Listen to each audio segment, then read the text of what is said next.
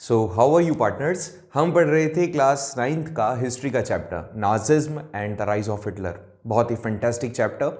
Previously इसका introduction हमने देखा और इस चैप्टर के अंदर हमने डिस्कस किया कि हिटलर का कंसेप्ट क्या था, आइडियोलॉजी क्या थी, हिटलर के साथ में नाजिज्म कैसे रिलेटेड है, नाजिज्म क्या था, और एक छोटी सी स्टोरी भी देखी थी हमने और वो थी हेलमेट की स्टोरी। यहाँ से हमारा चैप्टर शुरुआत होती है और यहाँ पर फिर हमने देखा था कि हेलमेट ने किस तरह से अपने फादर के साथ डिस्कशन करते हुए अपनी मदर को सुना, मतलब उनके फादर क्या कह रहे थे एंड ऑल सच। फिर हमने ये देखा कि फर्स्ट वर्ल्ड वॉर हुआ और फर्स्ट वर्ल्ड वॉर के अंदर कैसे जर्मनी और उसके अगेंस्ट में कुछ पावर्स लड़ने लगे। मतलब एक तरफ एक ग्रुप जर्मनी वाला था और एक ग्रुप जो दूसरे सेंट्रल पावर्स मतलब एक्सिस पावर्स थी वो थे, मतलब ये वाले देखो अलाइज, एक तो अलाय थे और एक थे आपके सेंट्रल पावर्स वाले। ठीक है, फिर हमने ये देखा कि वेमार रिपब्लिक का बर्थ कैसे हुआ। फिर हमने ट्रीटी ऑफ वर्सेल्स देखा। हमने देखा था कि फर्स्ट वर्ल्ड वॉर के कारण से क्या क्या इंपैक्ट पड़े जर्मनी के ऊपर। ठीक है, वेमार रिपब्लिक का ओरिजिन यहीं से हुआ था। नवंबर क्रिमिनल्स के तौर पर भी इनको कंसिडर किया जाने लगा जर्मनी वालों को, ये हम ऑलरेडी डिस्कस कर चुके हैं। आज का जो टॉपिक होने वाला है हमारा that is radicalism and economical crisis. ठीक है, रेडिकलिज्म एंड इकोनॉमिकल क्राइसिस। तो सबसे पहले तो यह समझना जरूरी है कि रेडिकलिज्म क्या होता है।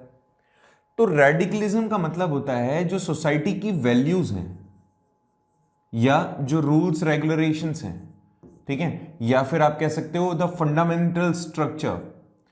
सोसाइटी के जो भी वैल्यूज हैं, जो फंडामेंटल स्ट्रक्चर्स हैं, रूल्स रेगुलेशंस हैं, उनके अंदर चेंजेस आ जाना, बदलाव, चेंजेस इन सोसाइटी। ठीक है, ये सोसाइटी में बदलाव आ जाए। तो इसने कहा कि कैसे पॉलिटिकली सोसाइटी के अंदर चेंजेस आए। अब ये कैसे चेंजेस हैं, आइडियोलॉजिकल चेंजेस हैं, और कैसे इकोनॉमिकल क्राइसिस हुए, इन सब को हम डिस्कस करेंगे आज के लेक्चर में। बहुत ही सिंपल है लेक्चर और बहुत ही मतलब इंटरेस्टिंग भी है। तो आपको ये चीज समझना जरूरी है कि जब सोसाइटी के अंदर वेमार रिपब्लिक आया या वेमार रिपब्लिक के आने के बाद में जो जर्मन सोसाइटी है उसमें कैसे पॉलिटिकली और कैसे economical crisis they have seen, उसको डिस्कस करेंगे हम आज के लेक्चर में। तो करें शुरू। तो देखिए, the birth of Weimar Republic. जैसे ही वेमार रिपब्लिक का बर्थ हुआ जर्मनी में, वहां पर बहुत सारे सोसाइटी में चेंजेस आना शुरू हुए। उसमें से एक तरीके का अपराइजिंग हुआ एक ग्रुप का, वो थे स्पार्टिसिस्ट। स्पार्टिसिस्ट, ठीक है, और ये जो स्पार्टिसिस्ट लीग था, इस स्पार्टिसिस्ट लीग का सेम वही आइडियोलॉजी था जो आइडियोलॉजी बोल्शेविक्स का था। आपने रशियन रेवोल्यूशन पढ़ा, रशियन रेवोल्यूशन में बोल्शेविक्स मेंशेविक्स पढ़ा। रशियन रेवोल्यूशन में जो बोल्शेविक्स थे, जो सोसाइटी के अंदर सोशलिज्म लेकर आना चाह रहे थे, वैसा ही एक जर्मनी के अंदर भी लीग था, मतलब एक ग्रुप था स्पार्टिसिस्ट। और ये जो स्पार्टिसिस्ट था ये कब आया, जब से वेमार रिपब्लिक एग्जिस्टेंस में आता है। तो जैसे ही वेमार रिपब्लिक का बर्थ हुआ वैसे ही एक रेवोल्यूशनरी अपराइजिंग हुई स्पार्टिसिस्ट लीग की, और ये बिल्कुल उसी पैटर्न पे काम कर रहा था जिस पैटर्न पे रशिया के अंदर बोल्शेविक्स काम कर रहे थे। क्या ये बात क्लियर है आपको, कोई दिक्कत नहीं है इसमें? चलिए, बहुत अच्छी बात है। अब जैसे रशिया के अंदर काम कर रहे थे लोग, वहां से भी इन्होंने भी यही कहा कि Soviet of workers and sellers were established in many cities. जो सोवियत था, Soviet of workers and sellers, ठीक है, तो ये जो लोग थे, इनका जो ग्रुप था वो अलग अलग, इनका एक यूनियन, मतलब इनके ये जो यूनियन थे, जैसे रशिया के अंदर थे ना सोशलिस्ट, सोवियट्स थे जो, उनके मतलब यहां पे भी जर्मनी में भी वर्कर्स और सेलर्स के जो ग्रुप थे अलग अलग सिटीज में एस्टेब्लिश होने लगे। यहां पर there was a demand in Berlin for the Soviet style governance. Berlin के अंदर ये जो लोग थे अब ये डिमांड कर रहे थे कि वेमार रिपब्लिक से कि हमें सोवियत स्टाइल की गवर्नमेंट चाहिए, मतलब ऐसी गवर्नमेंट चाहिए जो सोशलिस्ट आइडियोलॉजी को बिलोंग करती हो। यही हो रहा था, बोल्शेविक सोशलिस्ट आइडियोलॉजी वाले ही थे, तो उन्होंने यहां पर भी कहा कि भैया हमें भी ऐसी चाहिए। तो ये डिमांड कहां उठने लगी, बर्लिन में। मतलब समझो, मैंने कहा पॉलिटिकल रेडिकलिज्म सोसाइटी के अंदर ऐसे लोगों के बारे में सोच रहे हैं हम जो सोसाइटी में बदलाव लाना चाह रहे हैं। बदलाव कब आएगा? जब वेमार रिपब्लिक आएगी। वेमार रिपब्लिक क्या था कि जब ये वर्ल्ड वॉर हारे जर्मनी वाले, तो जो मतलब फ्रेंडली जो लोग थे, जो कंट्रीज थी फ्रेंडली या एले थे, ये सारे क्या कर रहे थे? साथ में अलाइड पावर्स एक साथ में आई और उन्होंने एक गवर्नमेंट बना दी और उस वेमार रिपब्लिक, उसका नाम रखा गया कि भैया वेमार में मिले थे जो लोग, अब जिनकी दारमदार जिनके कंधों पर था देश को चलाने का, उसके सामने क्या क्या बदलाव आ रहे हैं, वी आर डिस्कसिंग दैट। तो बर्लिन के अंदर डिमांड उठी कि भैया हमें तो सोवियत स्टाइल की गवर्नमेंट चाहिए, तुम नहीं चाहिए हो कि जो भी बात हो रही है वो एक्सेप्ट कर रहे हो, ऐसा नहीं चाहिए। फिर अब ये जो लोग हैं जो डिमांड उठा रहे हैं, इसमें कौन कौन है? मतलब जर्मनी के अंदर ही कौन कौन है? एक तो है द सोशलिस्ट, एक है democrats and Catholics, met in a Weimar to shape the democratic republic. ठीक है, ये लोग वेमार में मिले, जहां पे वेमार में ऑलरेडी वेमार, देखो वेमार क्या थी? जगह थी, यहां पे ऑलरेडी गवर्नमेंट बन चुकी थी। अब इस गवर्नमेंट से कुछ लोग नाराज थे। ये कौन थे? ये वो थे जो कि सोशलिस्ट टाइप की गवर्नमेंट चाह रहे थे। अब इसमें सोशलिस्ट सोसाइटी के डेमोक्रेट्स हैं और कैथोलिक्स हैं, ये मिल जाते हैं वेमार में और बोलते हैं भैया हमें तो डेमोक्रेटिक रिपब्लिक चाहिए जहां वोटिंग के थ्रू हम चुनेंगे ऐसी सरकार को, ऐसा नहीं कि तुम किसी को भी। अब चुन लिया गया, तो ऐसे में जो वेमार रिपब्लिक था उसने इस अपराइजिंग को क्रश कर दिया। ये वेमार रिपब्लिक ने क्रश कर दिया uprising with the help of free groups. जो फ्री ग्रुप्स हैं मतलब एक टाइप के जो लोग थे, कम्युनिटी थी, ग्रुप था, मतलब आप कह सकते हो सीक्रेट पुलिस थी, उसकी मतलब उसके साथ में मिलकर के या आर्मी के साथ में मिलकर या इनके लोगों के साथ में मिलकर के ये जो डिमांड उठ रही थी, इस डिमांड को इन्होंने क्या कर दिया? क्रश कर दिया। बात समझ आ गई? सिंपल सी बात है। वेमार रिपब्लिक बन चुकी थी, वेमार रिपब्लिक से नाखुश लोग थे। नाखुश लोग वेमार प्लेस पे जाते हैं, मिलते हैं और बोलते हैं कि भैया हमें तो गवर्नमेंट हमारे हिसाब की चाहिए। वेमार रिपब्लिक जो ऑलरेडी गवर्नमेंट में है वो पुलिस की हेल्प लेती है, लोगों की हेल्प लेती है, उसको क्रश कर देती है। इसको क्या कहा गया? Free groups. ये फ्री ग्रुप्स कौन थे? अ काइंड ऑफ ग्रुप जिसने इस अपराइजिंग को क्रश कर दिया था। जो भी स्पार्टिसिस्ट थे, अभी तो क्रश हो गया इनका, मतलब ये जो भी रिवॉल्ट कर रहे हैं, जो भी डिमांड कर रहे हैं, later on they founded the communist party of Germany. आगे चल के, अभी जो इनकी डिमांड थी वो तो पूरी नहीं हुई, लेकिन आगे चल के इन्होंने कम्युनिस्ट पार्टी बनाई। ये जो कम्युनिस्ट थे, ये जो सोशलिस्ट थे, बिकम एनिमीज। अब कम्युनिस्ट पार्टी और ये जो सोशलिस्ट थे, जब ये एक साथ आए, स्पार्टिसिस्ट जो लोग थे, आगे चल के इन्होंने कम्युनिस्ट पार्टी बनाई। अब इस कम्युनिस्ट पार्टी में जो कम्युनिस्ट लोग हैं और मतलब जर्मनी में जो कम्युनिस्ट लोग हैं और जो सोशलिस्ट लोग हैं, ये एक दूसरे के एनिमी बन चुके थे और जर्मनी को लेकर के दे आर नॉट टुगेदर। मतलब जर्मनी को लेकर के अगर हम बात करेंगे, जर्मनी को आगे बढ़ाना है, देश को आगे चलाना है, उसके लिए भी ये लोग साथ में नहीं आए। ठीक है, ये बात क्लियर होगी? आगे देखिए। Now the revolutionary and a militant nationalist wanted radical solutions. अब जो जितने भी नेशनलिस्ट थे, अब देखो सोसाइटी के अंदर ही डिविजन्स हो गए हैं, सोसाइटी के अंदर लोग बट गए हैं अलग अलग टुकड़ों में। तो यहाँ पे जितने भी नेशनलिस्ट हैं, मिलिटेंट्स हैं, रेवोल्यूशनरी हैं, ये चाह रहे हैं कि बदलाव आने चाहिए, रेडिकल सॉल्यूशंस लाने चाहिए। आपको जो बदलाव लाने हैं आप उनको तुरंत लेकर आएं। तो इस तरह का सोसाइटी में कंडीशन रहा। ये था आपका पॉलिटिकल रेडिकलिज्म। अब ये भी चीज समझो, अब एक तरफ तो पॉलिटिकल इनस्टेबिलिटी चल रही है सोसाइटी के अंदर, लोग एक दूसरे के साथ खुश नहीं है।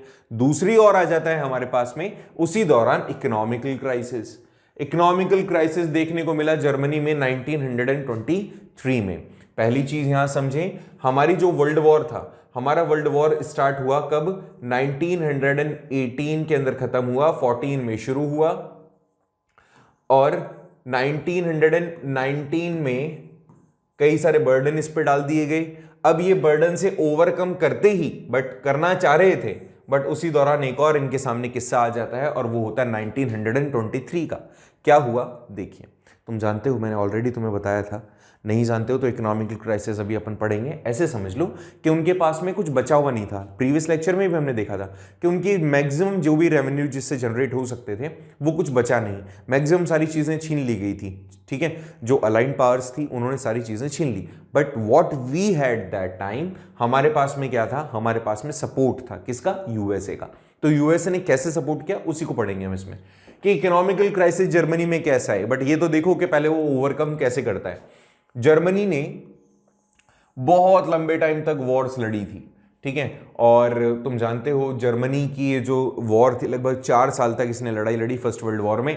तो ऐसे में इसके पास में बहुत ज़्यादा बर्डन बढ़ गया, और इवन लास्ट में जब इनको नवंबर क्रिमिनल्स घोषित किया गया और इनके ऊपर रेम्यूनरेशन पुट किया गया कि भैया आपको तो पेमेंट करना पड़ेगा क्योंकि आप ही के कारण वॉर हुआ है, तो ऐसे में इनके ऊपर बहुत ज़्यादा लोन था और इनको गोल्ड की फॉर्म में इस लोन को रीपे करना था, ठीक है। इनकी गोल्ड रिजर्व्स लगातार खत्म होते जा रहे थे। नेक्स्ट देखो 1923 में क्या हुआ। जर्मनी ने रिफ्यूज कर दिया कि भैया हाथ खड़े कर दिए इसने तो कि अब अपने बस की बात नहीं है, हम आपको पे नहीं कर पाएंगे। क्यों नहीं कर पाएंगे?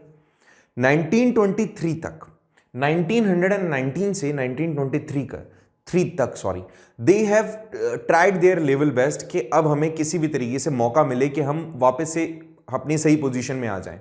बट क्योंकि सारे के सारे जो भी इनके नेचुरल रिसोर्सेज से एनरिच प्लेसेस थे उन सभी को ले लिया गया था, इनसे छीन लिया गया था।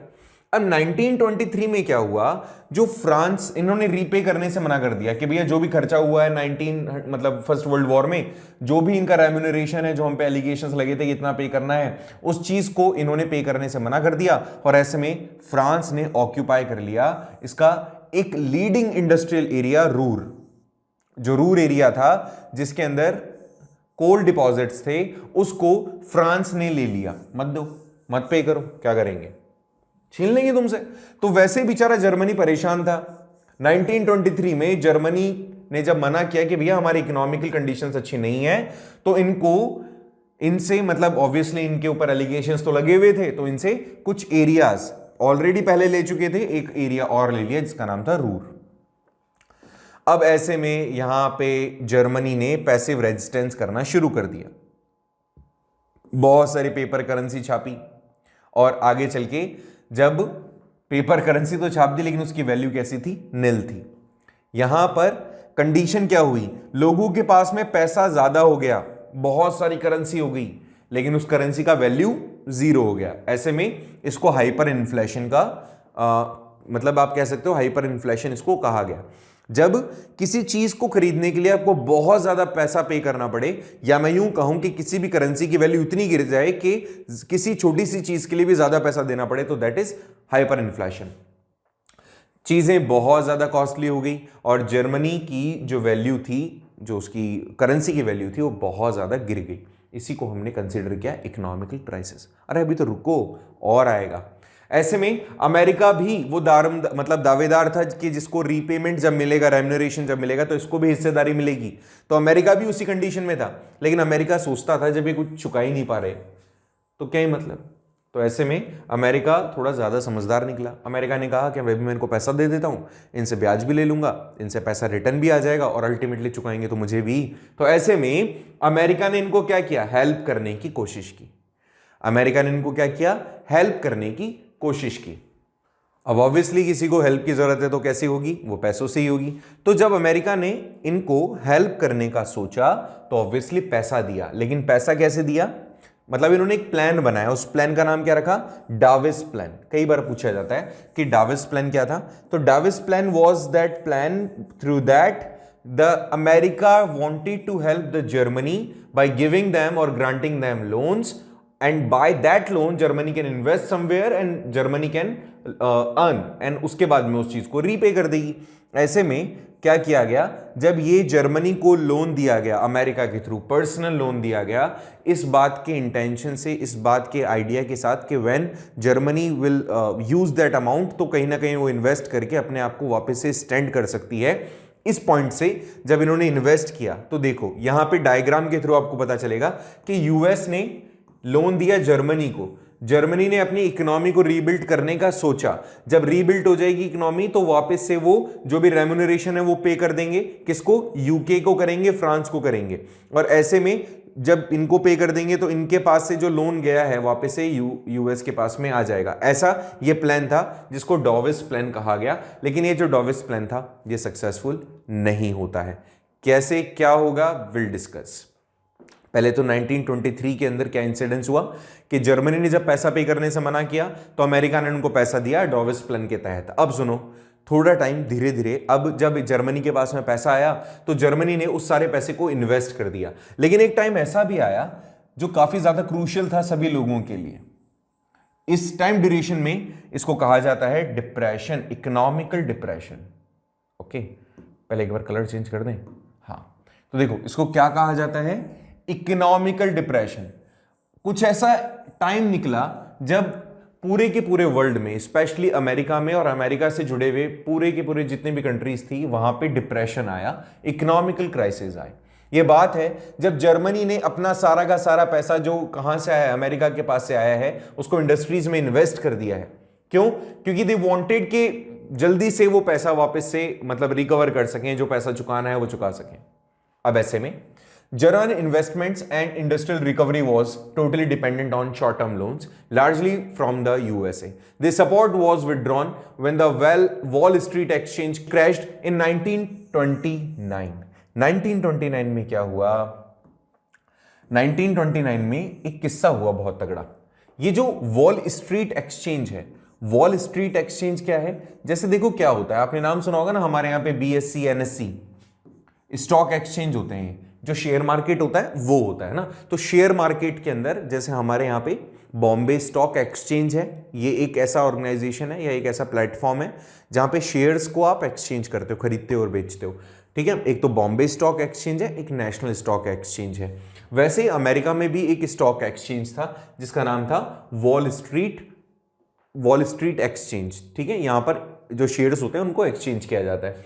यहां पर 1929 में मतलब एक तरीके से क्रैश हो गया। कैसे हो गया क्रैश? यहां पर मतलब अचानक से वैल्यू सारे शेयर्स की गिरना शुरू हो गई। अब समझना, अब इस बात से फियर में थे लोग, कुछ लोग इस बात से फियर में थे कि ये जो शेयर प्राइजेस हैं कॉन्टिन्यूसली डिक्रीज हो रही हैं तो हमारी वैल्यू क्या होगी? गिर जाएगी। जैसे समझो, इसको ऐसे समझना आना प्लीज। देखो, मैंने कहा आपके पास में 1 लाख रुपीज है और इस 1 लाख रुपीज से आपने 10 के शेयर्स खरीदे, तो मतलब एक शेयर कितने का हो गया? 1000 रुपए का, पक्का? या 100 रुपए का? 100 रुपए का। तो 10,000 आपने शेयर खरीदे हैं, टोटल आपके पास में लाख रुपए थे। 10,000 शेयर्स खरीदे ₹100 के हिसाब से। ठीक है, अब ये आपने खरीद लिया किसी कंपनी का, आपको लगा कि कंपनी तो मुनाफा देगी। अचानक से उस 100 रुपए के कितने हुए? 99 रुपए हो गए, फिर उसके बाद में 90 हो गए, उसके बाद में 80 हो गए। अब 80 पर आते ही आपने कितने शेयर खरीदे थे? 1000 शेयर। कितने रुपए के हो गए वो?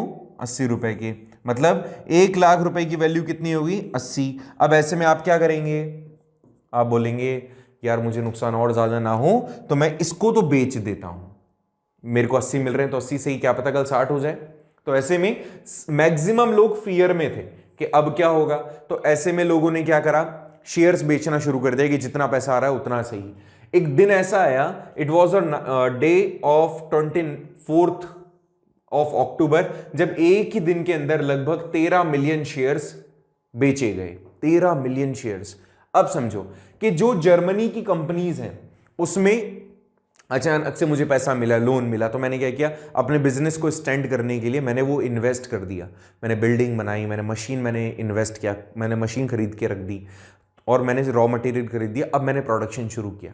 अचानक से कोई आके बोले कि भैया जो भी आपने इन्वेस्ट किया था मुझे पैसा वापस दो, ऐसा हो अगर, तो ऐसा ही कुछ हुआ कि इन्वेस्टमेंट हो चुका है, वो पैसा जो आया था वो खर्च हो चुका है, अचानक से अब कोई मांगने आ गया मेरे पास। अब वैसा ही हुआ, जो पैसा मांगने आए लगभग 13 मिलियन शेयर्स एक दिन में बेचे गए। और ऐसे में जिस शेयर की वैल्यू ज्यादा थी, लास्टली उसकी वैल्यू क्या हो गई? काफी कम हो गई। ऐसे में इसी इंसिडेंस को कहा जाता है द इकोनॉमिकल ग्रेट डिप्रेशन। ठीक है, इकोनॉमिकल ग्रेट डिप्रेशन या great economical depression, it's common.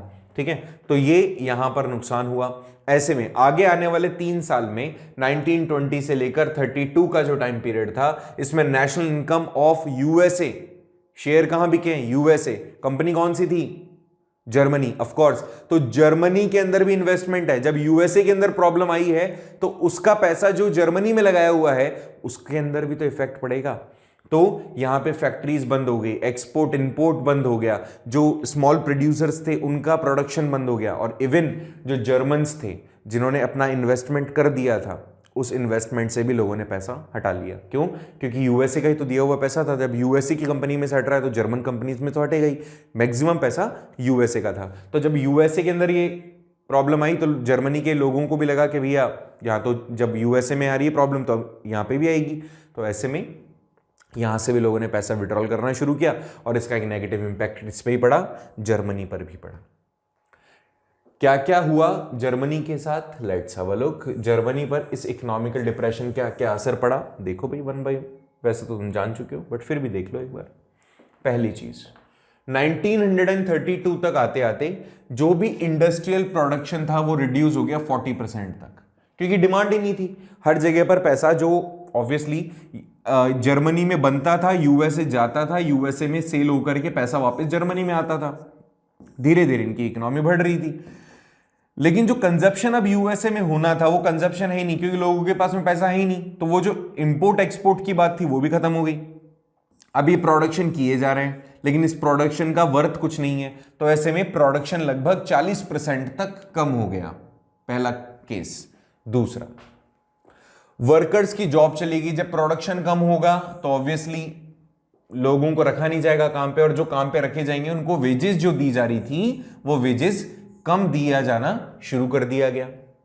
Number of people were employed now, और लगभग अगर हम बात करें तो 6 मिलियन लोग अनएम्प्लॉयड हो गए इस टाइम ड्यूरेशन। ठीक है, क्या क्या हुआ यहां पे? प्रोडक्शन का जो लेवल था 40% तक कम हो गया। वेजेस के अंदर जो वेजेस मिलती थी, जो रेम्यूनरी मतलब वेजेस मिलती थी वो वेजेस कम हो गई, और इसके साथ साथ जो लोग बहुत सारे लोग अनएम्प्लॉयड भी हुए, अप्रॉक्सीमेटली 6 मिलियन पीपल। यहां तक समझ में आ गया? हर तरफ जो जॉब्स है वो डिसअपियर हो चुकी है। जो यूथ है वो अपने आप को सर्वाइवल पोजीशन में लाने के लिए क्रिमिनल एक्टिविटीज में घुस चुका है। ये क्रिमिनल एक्टिविटीज, या एक आप कह सकते हो ना, हर तरफ क्राइम जो था वो बिल्कुल पीक पर आ गया था, क्योंकि इनके पास कुछ बचा ही नहीं था। स्मॉल बिजनेसेस शट हो चुके थे, या सेल्फ एम्प्लॉयमेंट भी खत्म हो चुका था। जो रिटेलर्स थे वो भी सफर कर रहे थे अपने बिजनेसेस को वापस से स्टैंड करने के लिए।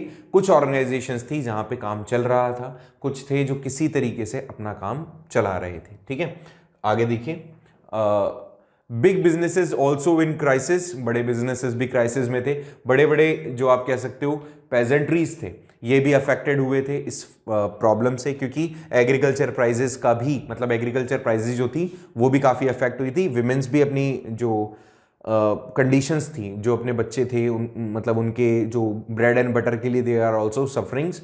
तो ऐसे में जर्मनी के पास में यहाँ पर वापस से वो आप वापस से वही करेंगे कि वापस प्रिंट किया गया पेपर करेंसी, वापस से उसको सर्कुलेट किया गया और उसका फिर से जो वैल्यू था वो गिर गया। ठीक है, इन सभी चीज़ों को देखते हुए कि भैया ठीक है और कुछ नहीं तो पैसा तो तुम्हें दिया जाए, तो पैसा इतना वापस से छापा गया कि इकोनॉमिकल क्राइसिस यहाँ पर आ गई। ठीक है, यहाँ तक समझ में आ गया होगा तुम्हें। आगे देखिए भैया, अब वेमार रिपब्लिक, अब यहाँ पर दो चीज़ें चल रही है। स्पार्टिसिस्ट जो थे वो वेमार रिपब्लिक जो थी, तो वेमार रिपब्लिक ने पहले तो अपना पावर दिखाते हुए इनको क्रश कर दिया था रेवोल्यूशनरीज को, लेकिन अब वेमार रिपब्लिक के सामने चैलेंज था कि अब इनके हाथ से सिचुएशन खत्म हो चुकी थी। इकोनॉमिकल क्राइसिस आ गए थे, पॉलिटिकल क्राइसिस आ गए थे। Now the condition was one was proportional presentation, this made the achieving majority by one party and near impossible task leading to a ruler by the collision. ठीक है, Weimar Republic, अब अचानक से क्या होता है, वेमार रिपब्लिक के पास में जब सब कुछ खत्म हो चुका होता है, ना तो इनके पास में इकोनॉमिकल स्ट्रेंथ थी अब, ना इनके पास पॉलिटिकल स्ट्रेंथ थी अब, ना ही इनके पास लोगों का फेथ था, एंड ना ही इनके पास में कोई मिलिट्री पावर थी। तो जब कुछ ऐसा हुआ तो इन्होंने कहा कि भैया अब हमारे लिए इन सब चीज़ों को वापस से रिकवर करना पॉसिबल नहीं है।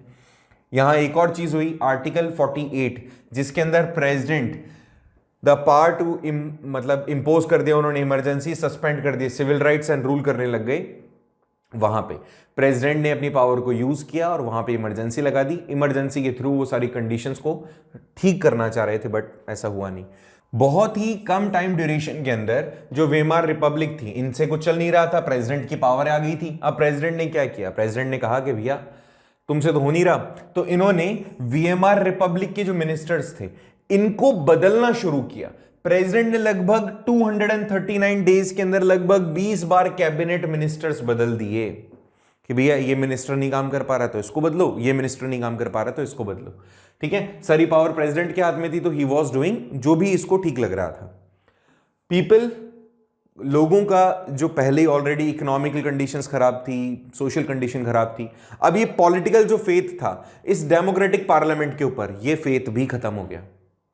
मतलब ना तो वीएमआर रिपब्लिक ओवरकम कर पा रही है अपनी इन प्रॉब्लम से, ना प्रेसिडेंट इमरजेंसी लगाने के बाद कुछ चीज कर पा रहे हैं, तो लोग बोल रहे हैं कि ठीक है गवर्नमेंट किसी काम की तो है नहीं। तो गवर्नमेंट का जो फेथ था, कॉन्फिडेंस था इस डेमोक्रेटिक पार्लियामेंट्री सिस्टम पे से, वो खत्म हो गया। और ये चीज बहुत बुरी होती है। ऐसे में आपके इंटरनल सिविल वॉर शुरू हो जाते हैं और ऐसे में अपराइज होता है हिटलर का। यही तो वो टाइम था जब हिटलर सामने आया कि भैया ठीक है तुमसे नहीं हो पा रहा, मैं संभालता हूं। अब होता है आगे, देखो क्या। अच्छा, आगे इसके कल देखेंगे अपन, छोटा सा लेक्चर रहा। देखो होगा क्या इसके आगे, यहां पर जब सिचुएशन सारी खराब हो जाती है तो ऐसे में all the rights are goes into the hands of the common people. उसमें से एक व्यक्ति थे जो अपने आप को कंसीडर करते कि मैं आपका मसीहा हूं, और उस व्यक्ति का नाम था हिटलर। अब ये कैसे लोगों को अपने साथ में लेकर आएगा, कैसे उन लोगों का फेथ गेन करेगा, and how they will change the scenario, वो कैसे बदलता है इस पूरी परिस्थिति को, इस पूरे चित्र को, हम इसको देखेंगे हमारे नेक्स्ट लेक्चर में। तब तक के लिए आपको अच्छे से प्रीवियस लेक्चर्स पढ़ने हैं, कोई प्रॉब्लम है तो पूछना है। मिलते हैं नेक्स्ट लेक्चर में, डिस्कस करते हैं हिटलर के बारे में, the rise of Hitler in next lecture. Thank you so much for joining the class.